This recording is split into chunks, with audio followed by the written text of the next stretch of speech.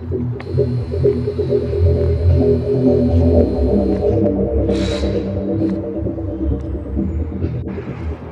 Thursday, 1st of December 2022. It's about 9:45.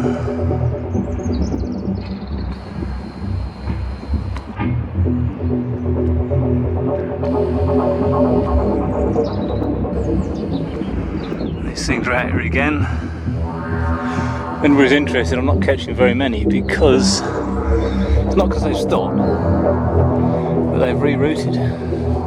They don't fly over it so much now. I've seen it on flight radar.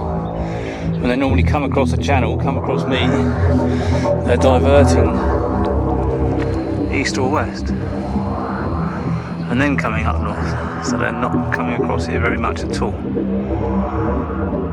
So don't be fooled, they haven't stopped. This is way off in the west.